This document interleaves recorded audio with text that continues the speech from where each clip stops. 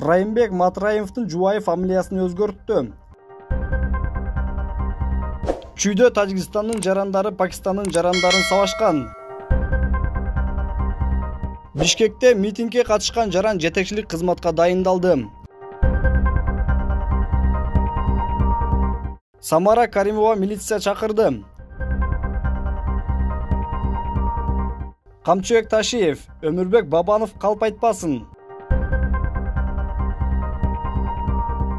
Ысык көлдө 6 килограмм 640 грамм салмактагы бала төрөлдү. Матраевдин үй бүлөсүнүн 3 жалпыга маалымдоо каражаттарына 24 kg клоп Азаттык жана журналист Али Токтакуновго карата доо арызы боюнча сот отуруму бүгүн Бишкек шаарынын Свердлов райондук сотунда уланмак. Бирок доогердин өкүлү Татьяна Крыжинская сотко Уулкан Тургунованын эмес, Уулкан Сулайманованын атынан ишеним кат берген. Сот отуруму башталгандан кийин гана документте карама-каршылыктар бар экендигин аныкталган. Татьяна Крыжинская анын ишенимдүү адамы фамилиясын өзгөрткөнүн, бирок жактоочунун тастыктоочу документтери жок экендигин билдирген. Сиз анын фамилиясын өзгөрткөндүгүн тастыктаган документтерди тапшырышыңыз керек болчу. Кантип процессте уланталабыз, деп сурады судья Жылдыз Ибраимова. Татьяна Крыжинская кечирим сурап, кийинки отурумга документтерди берүүгө убада кылды.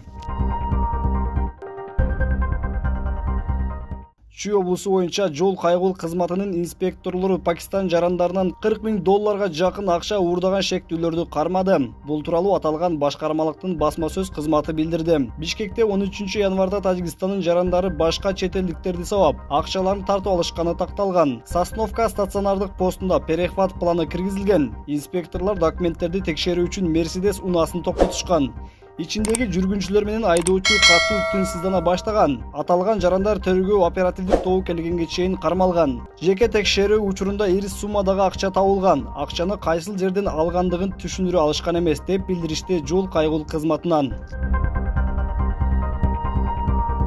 Бишкек санитардык полигону муниципалдык ишканасына Адил Назаров дайындалды. Тиешелүү буйрукка мэрдин милдетин аткаруучу Балбак Төлөбаев кол койду. Ишкананын буга чейинки директору Нурлан Наматов кызматынан бошотулган. Адил Назаров буга чейин тазалык ишканасынын башчысынын орун басары болуп иштеген. Жаңы дайындалган жетекчи Адил Назаров 2020-жылы 26 октябрда Нариман Түлеевке каршы митингде шаардык мэрияга кирүүгө аракет кылган. Ниязалы атындагы Ош мамлекеттик музыкалык окуу жайынын жамааты ырчы Самара Каримованын жетекчи болуп келишине нааразы болуп жатышат. Бүгүн алар Самара Каримованы иш бөлмөсүнө киргизбей коюшту. Буга байланыштуу ырчы милиция чакырган. Милиция кызматкерлери келип чогулгандар менен сүйлөшүү жүргүзүүдө. Алардын айтымында милицияга чалып, ызы-чуу кылып мени киргизбей жатышат деп билдирүү келип түшкөн. УКМКнын төрөгасы Камчыбек Ташиев, Өмүрбек Бабанов калп айтпасын деди. Бабанов калп айтпасын, коомчулукту алдай бербесин. Биз алар менен 9 октябрда дагы тополоңдон кийин жолуккан жокпуз. Митингтерди биз уюштурган эмеспиз деп актанган эмеспиз. 9 октябрда митингде чагымчыл болгондорду териштирип жазалайбыз, деп билдирди Ташиев. Каракол шаарынын тургуну 6,5 килограммдан ашык эркек баланы төрөдү. Бул тууралуу Саламаттык сактоо министрлигинин басма сөз борборунан билдиришти.